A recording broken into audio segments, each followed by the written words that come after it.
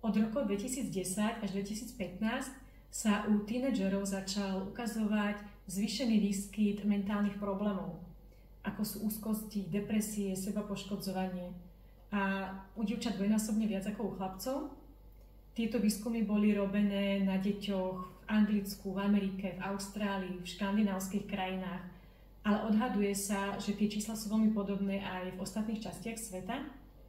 A jediné vysvetlenie pre tieto zmeny v správaní sa ukazuje to, že doteraz, čím myslím posledných 100 000 rokov, deti mali detstvo založené na hraní sa, keď sa len tak voľne hrali, prevažne vonku, a v týchto rokoch ho začína nahrádzať detstvo založené na mobiloch.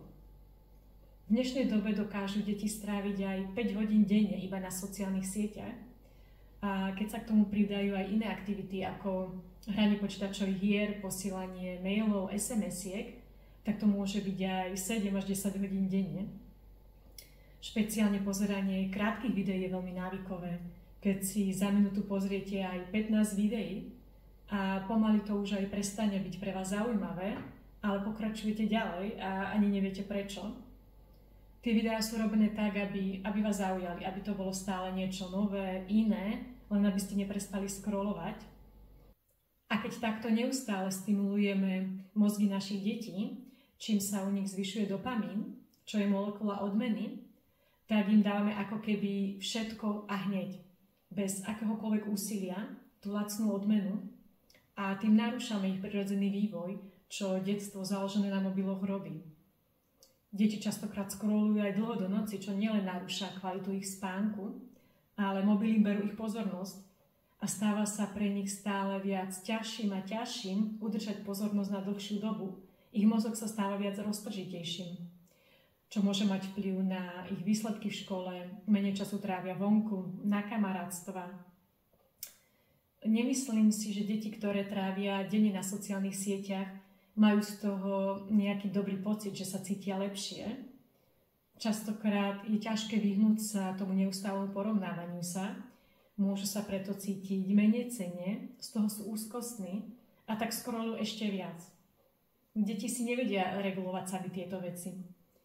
To je ako zobrať dieťa do obchodu, nechať ho tam samého a povedať mu, ty si nejako poraď, veď ty prídeš na to, čo je pre teba najlepšie. Aj dospelí, ktorí vyrastali bez mobilov, sú na nich závislí. A u detí, u ktorých sa mozog iba vyvíja, tie dopady sú výraznejšie. Rodičia cítia povinnosť kúpiť dieťaťu mobil, lebo všetky ostatné deti ho majú a nechcú, aby sa ich deti cítili vyčlenené. Myslíme si, že mobilom im dávame prístup k informáciám, ale v skutočnosti dávame celému svetu prístup k nášmu dieťaťu. Koľko si myslíte, že deti musia mať rokov, aby bolo pre nich OK pozerať video, ako nejaký gang v Mexiku rozseká na kúsky svojich protivníkov? Tie obrázky ostávajú v deťoch navždy. Ďalším dôvodom môže byť, aby sa deti nenudili. Moje dieťa sa nudí, panika veľká, ale nuda je absolútne kľúčová pre zdravý vývoj. Dnešné deti už ani nevedia, čo je to sa nudiť, a ani dospelí. Každú voľnú chvíľu, keď majú čas, vyťahujú mobil, či už je to vo výťahu, v autobuse, na zastávke, doma je to telka, počítač. Deti denne prijímajú 10-násobne viac informácií, ako by mali, a ani nemajú čas ich spracovať. Častokrát sú na viacerých sociálnych sieťach, v desiatkách rôznych skupín a ani nemajú čas sa za deň akoby zastaviť a uvedomiť si, ako sa vlastne cítia. Deti, ktoré sa nudia, sa veľmi rýchlo stanú kreatívne, práve aby dodali svojmu mozgu dopamín, ktorý potrebujú. Častokrát im stačí iba poskytnúť materiál na tvorenie a hlavne dovoliť im hrať sa vonku. Hlavne čo sa týka menších detí, rodičia nemajú čas, aby tam s nimi boli stále, a tak im dovoliť hrať sa aj samým alebo s inými deťmi, a to im umožňuje zažívať rôzne dobrodružstvá, učiť sa, ako spolupracovať, ako riešiť spory, a tak si vytvárajú spomienky. Na čo budú na dôchodku spomínať? Pamätáš si, ako som ťa porazil v tej počítačovej hre?